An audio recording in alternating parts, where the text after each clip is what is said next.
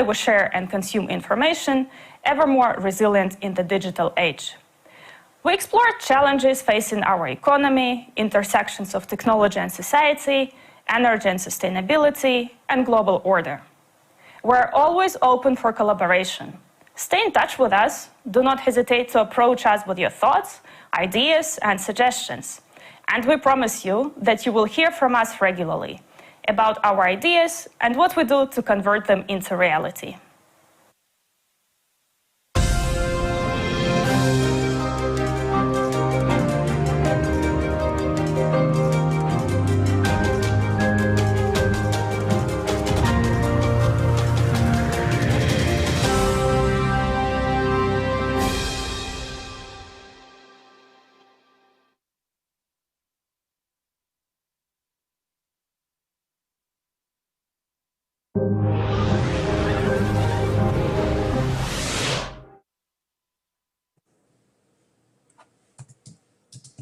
Hello, and good morning or good afternoon in Europe. My name is Mike Carpenter. I am the Managing Director of the Penn Biden Center for Diplomacy and Global Engagement in Washington. I am moderating this fantastic panel on pushing back against state capture, which is an important topic that has not been discussed in a lot of these international conferences in recent years, but is critical to understanding the developments in the region. As I see it, the geopolitical trend of the 21st century is one of competition between liberal democracy on the one hand and oligarchic authoritarianism on the other. And the two tectonic plates, if you will, geopolitically speaking, of liberal democracy and of oligarchic authoritarianism are colliding right in the center of Europe, in the region of Ukraine, Moldova, Georgia, Bulgaria, and the Balkans. And this tectonic clash is leading to wars, as we saw in Georgia and Ukraine, but it's also leading to a very important phenomenon of state capture, which I will define very broadly as the institutionalization of corruption in the political and economic arenas. It often occurs under the semblance of due process, but state capture really entails the capture, as the word implies, of the judiciary, of the media, of the courts, of law enforcement, of intelligence bodies. This is how would-be authoritarians get a grip on power, and then once they get a grip on power, as we've seen in countries like Belarus and Russia, it is very difficult for that grip to be pried loose. So joining me today are three fantastic panelists who know a lot about the issue of state capture. We have Maia Sandu, the leader of Moldova's opposition party of Action and Solidarity, a former prime minister and a candidate in the upcoming presidential election. We also have Nino Evgenidze, executive director of the Economic Policy Research Center in Tbilisi, Georgia. And last but not least, Brian Whitmore, director of the Russia program at the Center for European Policy Analysis. So I'm going to dive right in, and I'm going to start with you, Maia. You have been Prime Minister of Moldova, and yet your country, in my humble opinion, is the one that has most approximated the sort of quintessential essence of state capture, particularly under oligarch Vladimir Plahotniuc.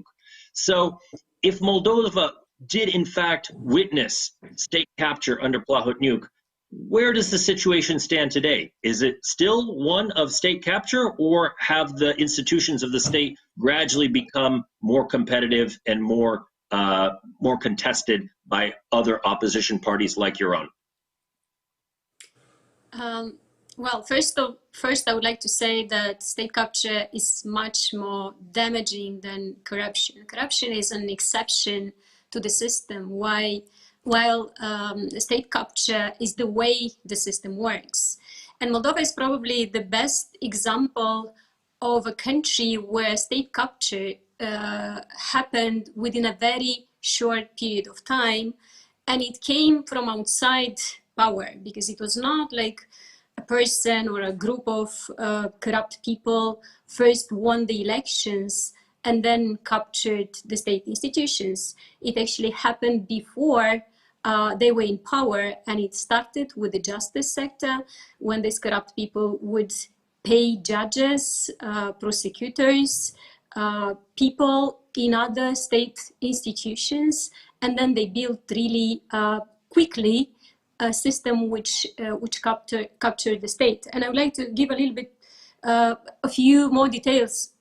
For instance, when the infamous banking sector fraud happened in Moldova, in an amount of 12% of GDP, and then there was the initial international report on this fraud, we all realized that this fraud happened with the help of the National Bank, of the prosecution, of the Center for Anti-Money Laundering. And this was really scary, and it was a surprise, because we actually believed that we had a pretty decent central bank, independent, and we didn't expect this to happen.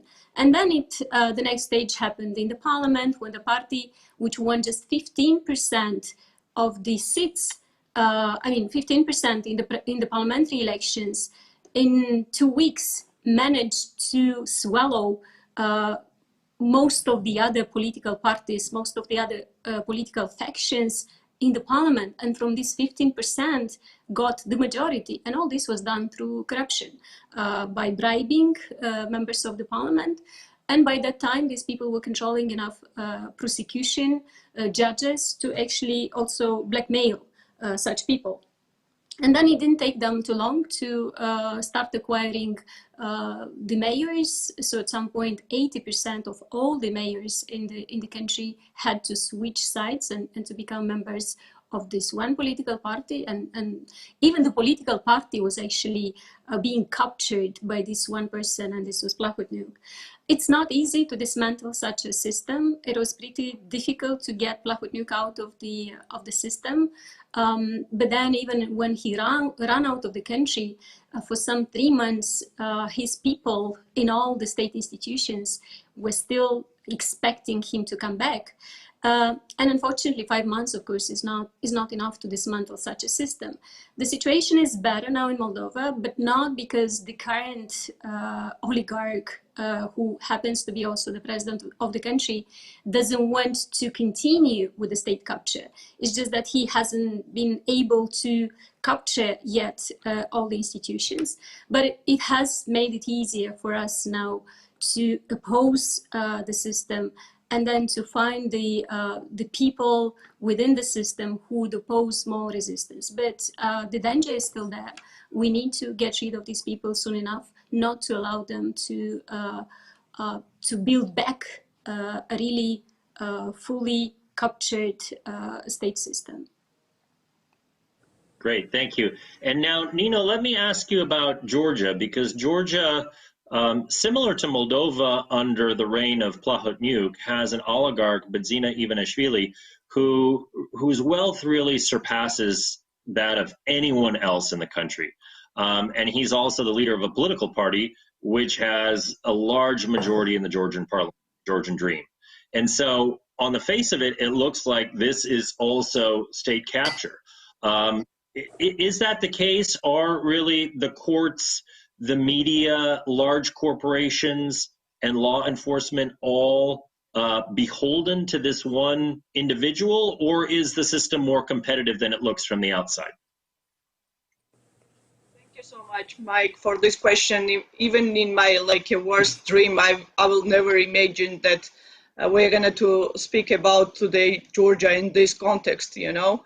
Because as you are aware, and our friends in worldwide, the Georgia was one of the best performers among the fighting against the corruption, and being the one of the a driver country doing business, ratings and rankings. But you know, the 21st century authoritarianism cannot be dissociated from the kleptocracy. And as you are aware, the kleptocracy, it's like a 21st century business model where the oligarchs like Bidzina Ivanishvili is trying to get all public institutions under his control. And you underlined this, that yes, he's controlling the justice system. he's controlling all judges and the prosecutors in this country.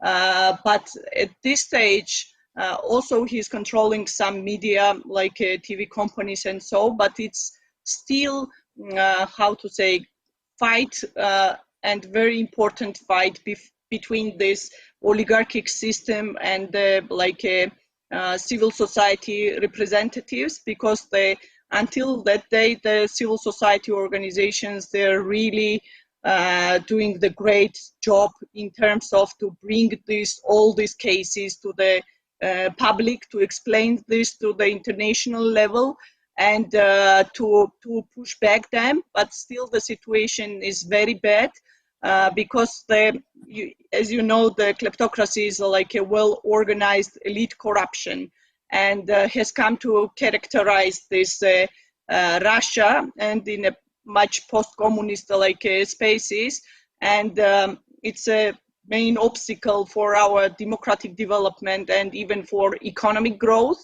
And Bidzina Ivanishvili, as you are aware, he represents this Russian-style oligarchic system in this country, and the Georgian society, we think that he's somehow influenced by the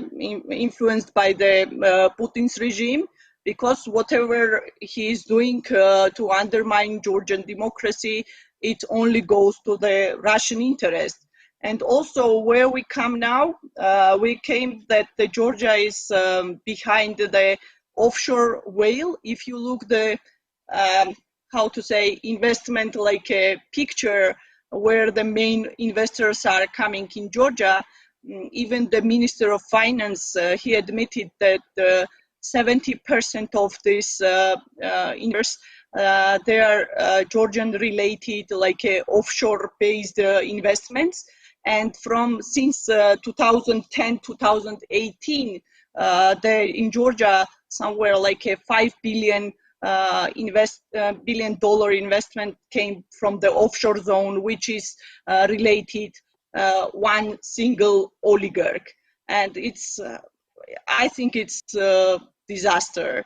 And you know that we're facing now that the elections are coming very soon, end of October, and because of the COVID-19 pandemic situation, I don't know, I think it will be very difficult to get international observers during the election or pre-election times, because that election in October, it's going to be a lakmus or test for the Georgian democracy, because never happened, and we never faced that 3 times someone came to the power.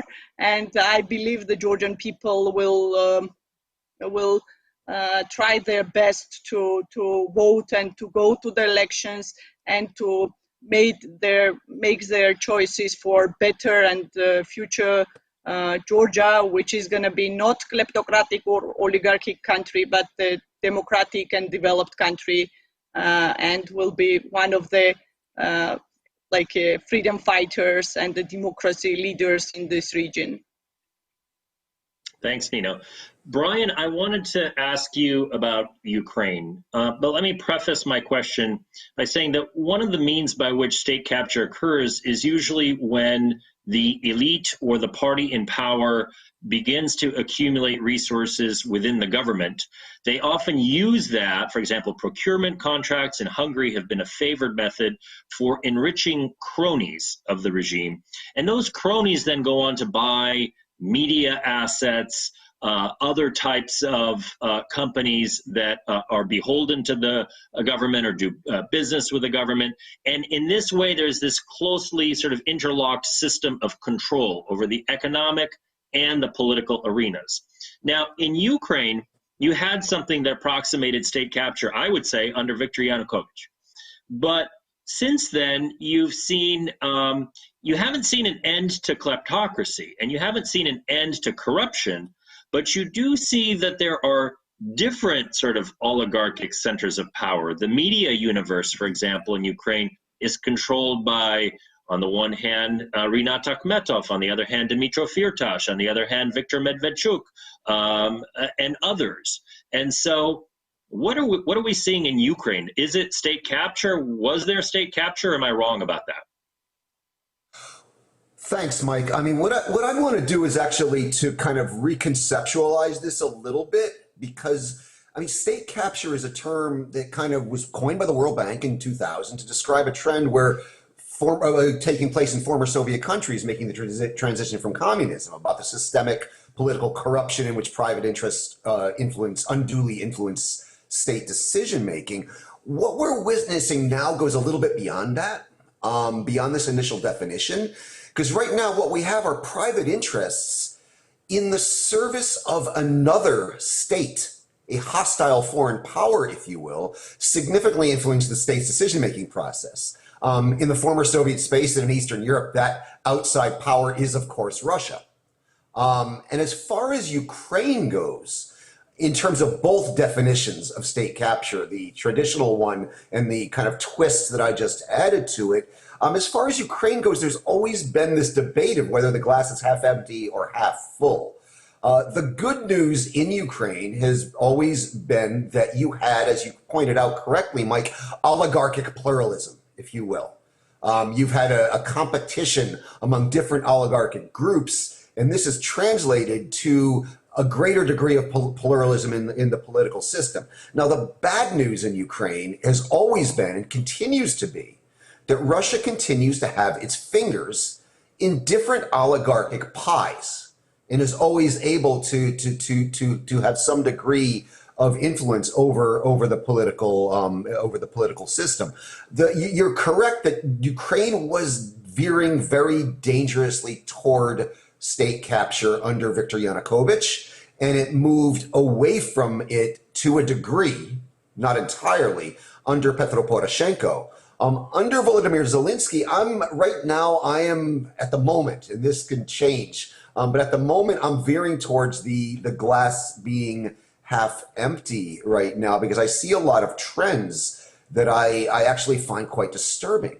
A recent audit of Ukraine, and I'm quoting, said grand corruption and state capture remain pervasive and systemic in Ukraine, and no real change can take place without tackling them in depth. Zelensky has been very timid about attempting to say the least, about reforming the prosecutor's office or law enforcement or the SBU.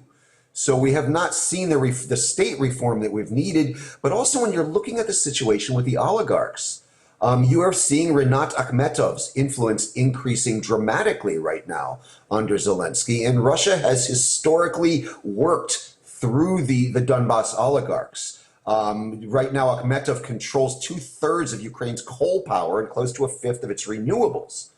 And he was influential in steering the state away from nuclear and toward coal and renewables, where, surprise, surprise, he has most of his control. Ihor Kolomoisky, allegedly, according to Ukrainian press reports, allegedly made money by selling coal from Russia and Russian-occupied territories in eastern Ukraine to the state-controlled energy company Centroenergo. So you're seeing even Kolomoisky, who is seen as an anti-Russian oligarch, who has a lot of ties to Russia, and Medvedchuk.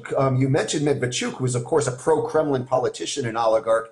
He reportedly has about a 0.25% stake in Ukraine's most popular TV channel, 1+1, according to Ukrainian press reports. Moreover, you see Russian financial institutions like Sberbank and VAB remaining in a very active part of Ukraine's financial landscape, and therefore key vectors of influence. So again, the situation is mixed in Ukraine. The oligarchic pluralism kind of prevents one oligarchic clan from capturing the state in Ukraine. And it translates into a degree of political pluralism, but it also allows the hostile outside power, because we have state capture here. It's another state capturing another state through private sectors, or attempting to.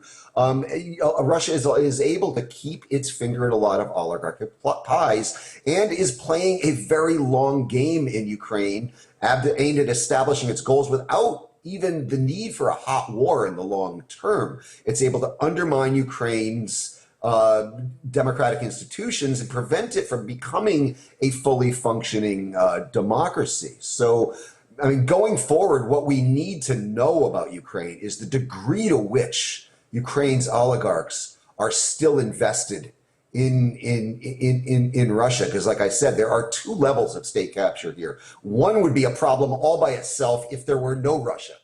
But when you add the Russian factor onto this, and this I would add is also, I see this problem repeating itself, not just in Ukraine, but in Georgia and Moldova and elsewhere in Europe as well. So, and I'll be glad to expand on anything in that's the point you raise. I want to pivot from this point because I want to leave enough time. We have a short discussion to get to the solutions of how you undo state capture. But on this geopolitical point that you've just raised and that Nino touched on as well, in fact, all of you have, of outside powers and principally Russia utilizing state capture to be able to channel its influence into these countries. But I wanted to ask Maia, because Vladimir Plahotniuc was seen in the West as a pro-Western oligarch. He presided over a system of tremendous state capture, as you yourself said, especially with the local officials, with the mayors, who were told, you know, you don't get a new school or a new kindergarten or a new senior center unless you join the ruling party. And if you don't, there will be unmarked cars that trail you 24/7 and intimidate your family members. And, you know, I have spoken to local officials in Moldova who have cried, shed tears in my presence because they've been so stressed out by this pressure that was put upon them. So you have this system of state capture, and yet it appeared to many in the West that it was pro-Western. Was that the case, or was it manipulated behind the scenes in a direction that was not quite so pro-Western? Well, definitely it was a manipulation by Plahotniuc, but he managed to get some support from some people in the West.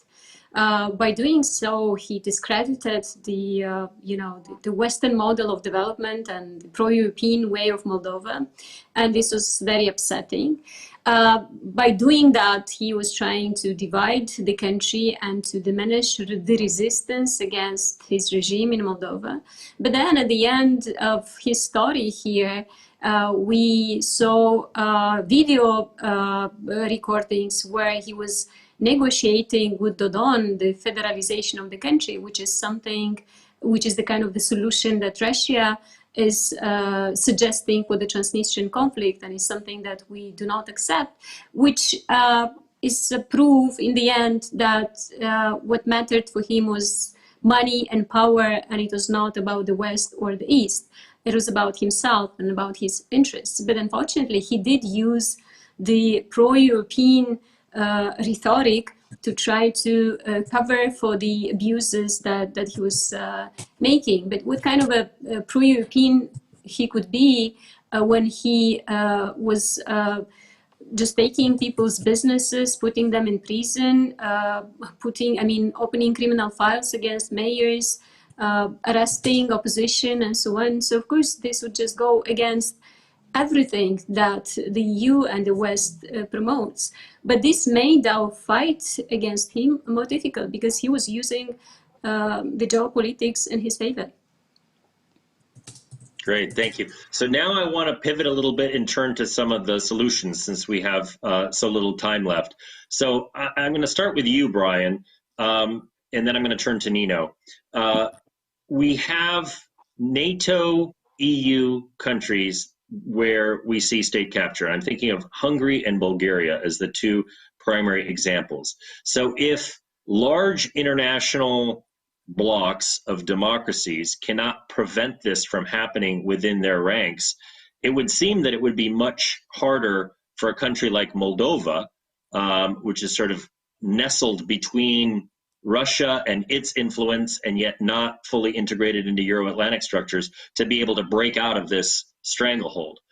What can, and I want to turn to some of the local solutions in a second, that's what I'm going to ask you about, Nino, but what should NATO and the EU and the West more broadly, the United States and its European allies, be doing to shape the field so that this doesn't happen?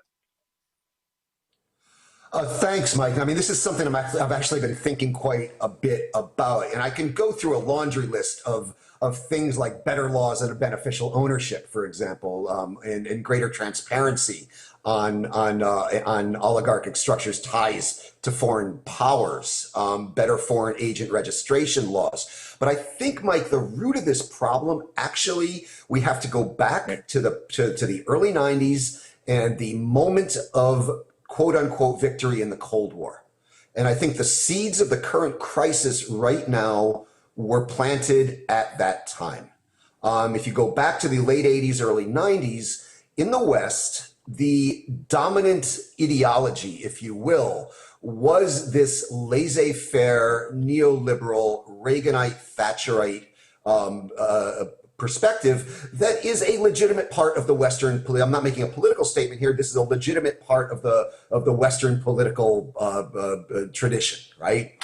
But at that moment, this ideology, this radical deregulation, this radical laissez-faireism, was seen as the ideology which won the Cold War and became the key components of what became known as the Washington Consensus in the early 1990s. This is the ideology we promoted to our new partners in Eastern Europe.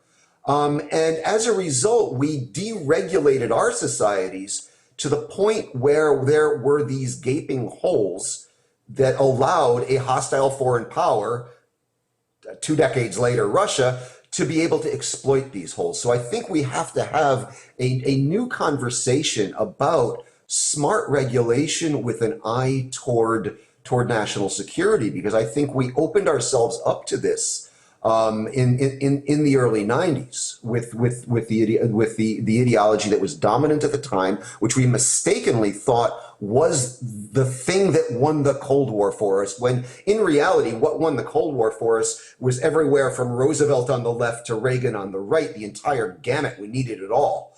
And so I think this is something we have to have a real serious rethink about in the West, and we have to start looking at regulation as a national security concern in terms of public policy, and start thinking about creative ways to do this. There's obvious ways to do it. Better laws on beneficial ownership, for example, is a way to do it. Because this isn't just a problem in the obvious countries in Europe like Hungary or Bulgaria, but you also see it happening in countries which are considered good performers like the Czech Republic, for example. So I think this is something we have to pay a lot of attention to, even as far west as here in the United States. So that would be the way I would approach that. We have to have a kind of a radical rethink about the paradigm.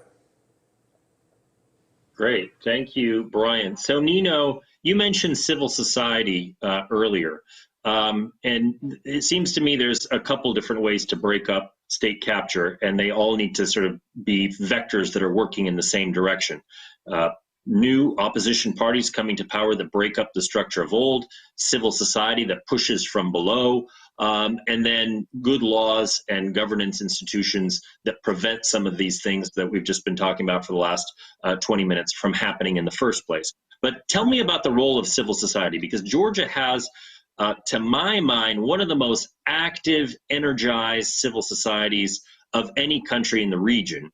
And I'm not just talking about the organizations, although those are also impressive, like your own, but also the sort of the people power, the ability of people to turn out in the streets when they feel that something is unjust or the government is doing something unfairly. So talk a little bit about the role of civil society in pushing back against state capture and oligarchy. Thank you so much, Mike, for these questions, because you know that there is no easy ways to break up this system. And the civil society of Georgia, I mean, the like a well-established civil society and media as well, they were doing a great job in terms of bringing this, like, you know, the attention of the international, our strategic partners on these issues. And it's very sad that Georgia came to the first time into the Senate decrees and the statements that Georgian government is not doing well in terms of defending the international, like foreign direct investment, and also the in terms of democracy, they are backsliding. And the role of civil society in this regard was very important, because we ourselves well organized this fight or pushback to the oligarchic system, because we think that this oligarchy is how to say, issue of our national security, and because this undermining the Georgian democracy to be a democratic country is like a main how to say main idea for Georgia, because why our strategic partners and allies loved or supporting the Georgia, because we were always fighting for these values and the freedom in this region, and we were like you know, the trendsetters in this region, and to giving an example to the rest of our neighbors or in the like countries in the region, that if Georgia is going to be surviving this battle, then other countries also will follow us. And if you go to the, like, if you see the last polls or whatever, I mean, the main part of the Georgian society, more than 80%, they are still for Georgia's Euro-Atlantic integration.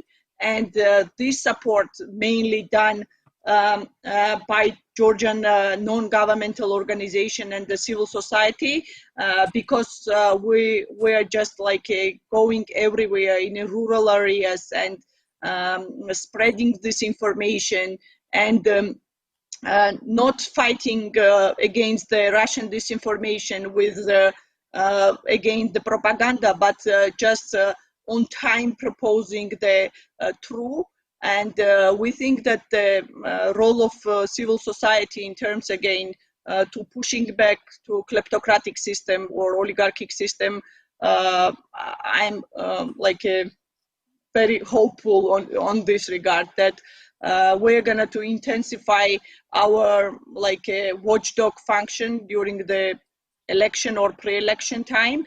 And for us, again, to break up this system is very important to our strategic partners' support, because you know that you cannot deal with the anonymous ownership inside of this small country, because it's a big like systematic problems. And I still believe that world and especially the democratic world should be uniting their efforts to fight against this you know, the systematic kleptocracy all around the world.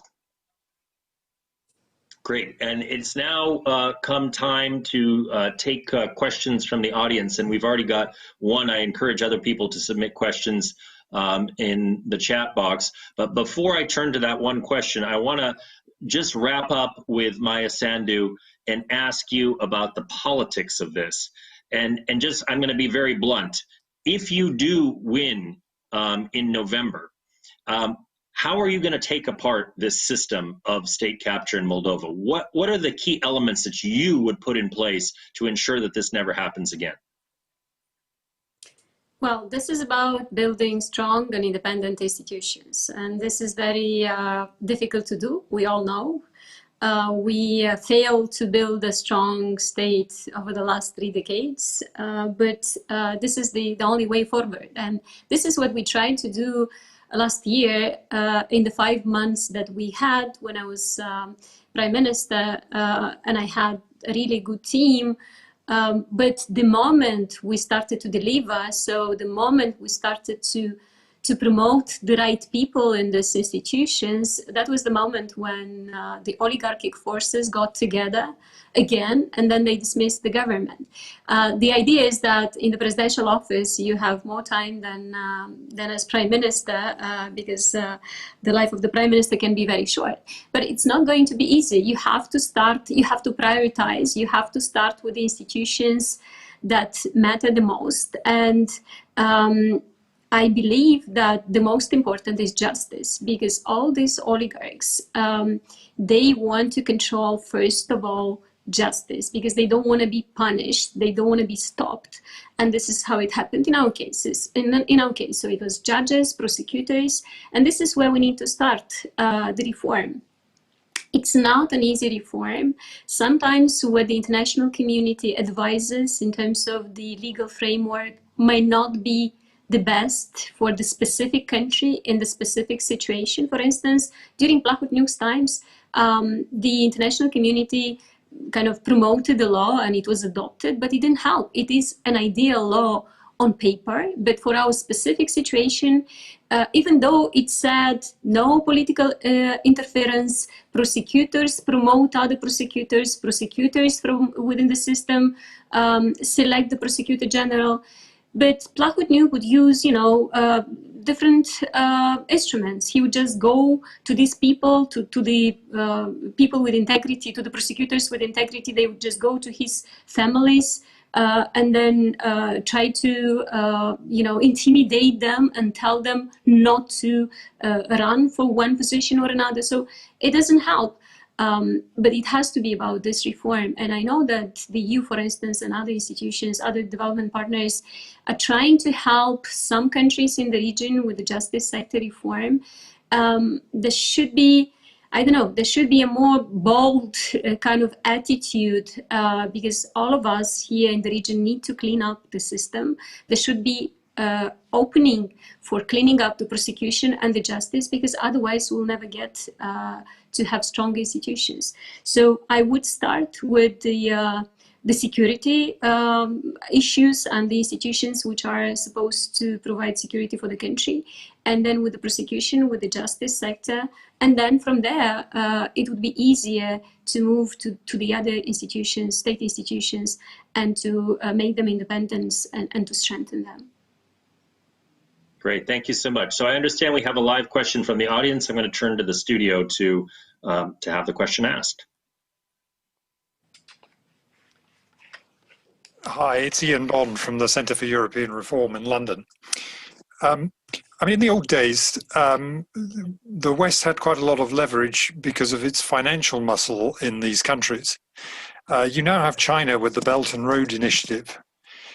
Is there a risk that China can basically offer no strings attached financing, and that undercuts the traditional leverage? I think there's some evidence of this already in the Western Balkans, but I wonder whether it's happening also in the former Soviet space, that if you go to the EBRD or others and they say, well, we're going to set these tough conditions on good governance, you simply turn to Beijing and Beijing says, sure, how much do you want?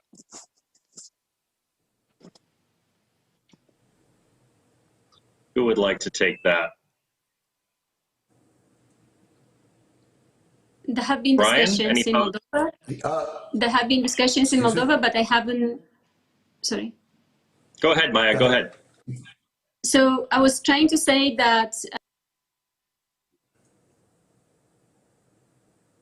Oops. Sorry. It's not happening in Moldova yet. There have been some discussions. In Moldova, the current government has been trying to replace the Western support by Russian support.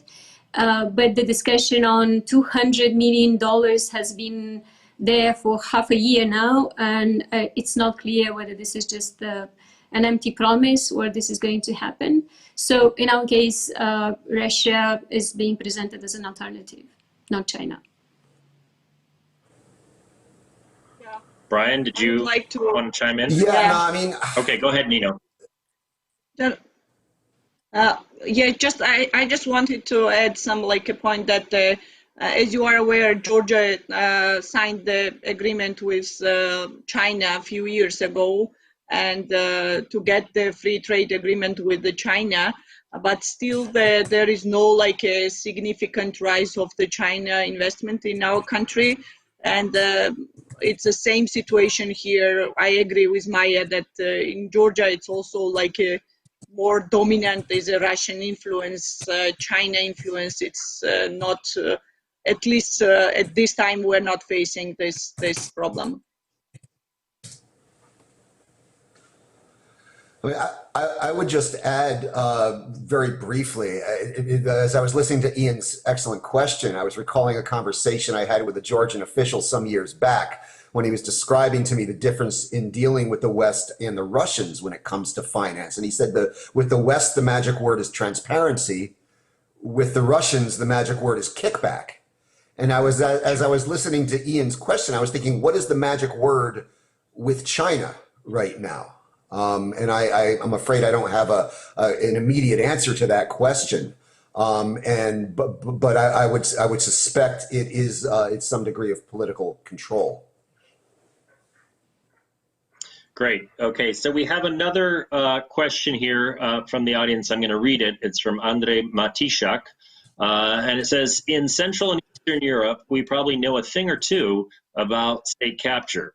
We were happy to receive help from the US, but, and I am being deliberately provocative, he says, watching Donald Trump using the White House like his political prop, maybe we should advise Americans on how to fight state capture, don't you think? And of course, it seems that Trump can be an example for all aspiring state capturists around the world, and he is taking something from their playbooks. Well, as moderator, I'm very tempted to answer this question, but that's not my prerogative. So I'm gonna turn this to you, Brian, and let you answer. I mean, you know, I wish I can just dismiss that as whataboutism, but I'm afraid in the current environment I cannot. And what happens here in the United States matters a lot. And the example that is set here matters a lot. And I have a hard time arguing with the sentiment expressed by the questioner, and it just goes to show you that the problem of state capture is not something that is just isolated to our friends and partners in Eastern Europe, but is something we have to worry about here. It also illustrates something else to me, and it's something I've always said, is that we in the West need to pay very, very, very close attention to what is happening in the former Soviet states of Eastern Europe, because what the Russians attempt to do there is an example of what they will try to do to us tomorrow. It's always a harbinger. So I think that I find it very hard to argue with the questioner's sentiment. It's something I'm as an American citizen, I'm deeply concerned about. And that this is a problem that is global in nature. It's not just an Eastern European problem.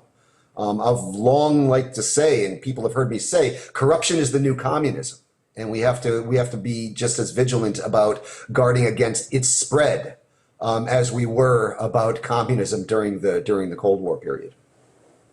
But just to push you on this, Brian, this is not something in the United States that is being perpetrated by Russia against the United States.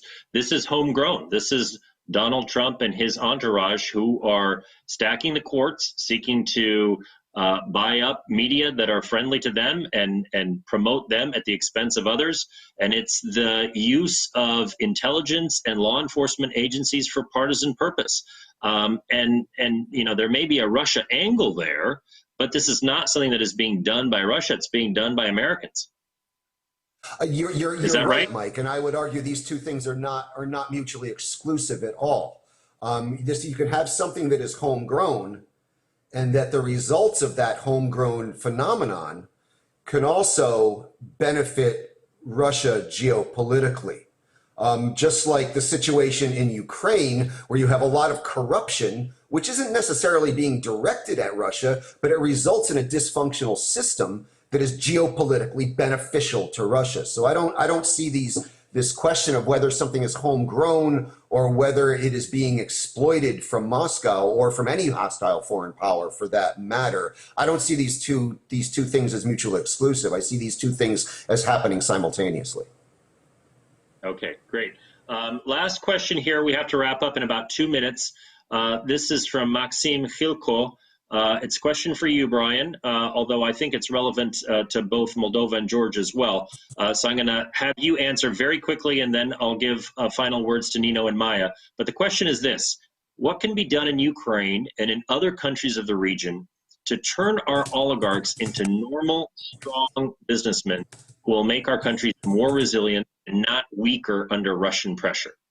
So I'll start with you, Brian, and then you, Nino, and then Maia, you have the last word.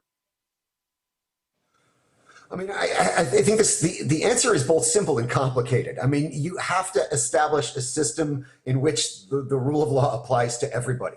And you have to draw and this has often been talked about, draw a line at one point with these oligarchs and say, what you got up until now, we're not going to be digging into the past. From this moment on, you will play by the rules. Now, no Ukrainian leader has ever been able to do that.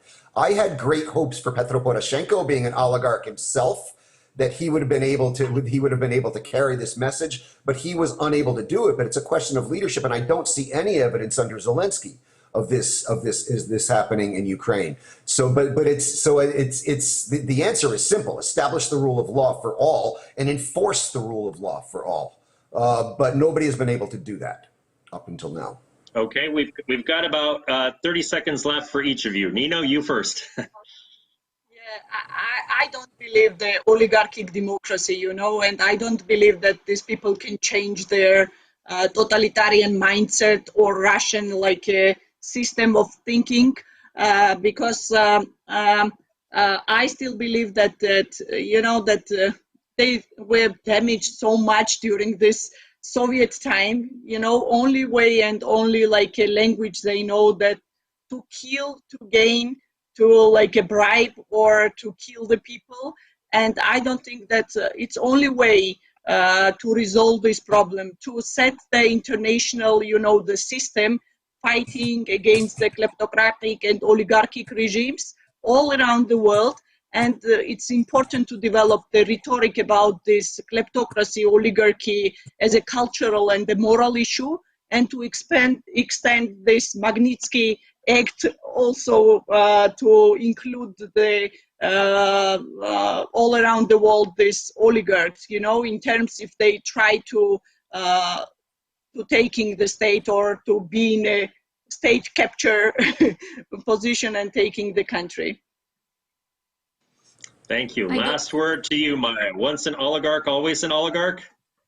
Yes, I don't believe in the re-education of the oligarchs either.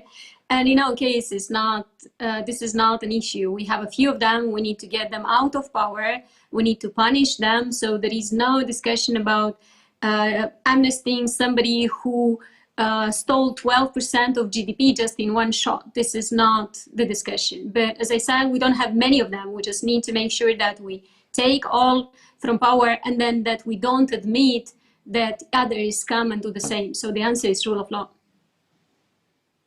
Great. Well, thank you all so much for joining me, and to our audience as well for listening to this session. I want you to all be aware the next session on rising divisions that will change the face of democracy is coming up soon. So stay in your seats and stay tuned for that. Thank you. Thank you.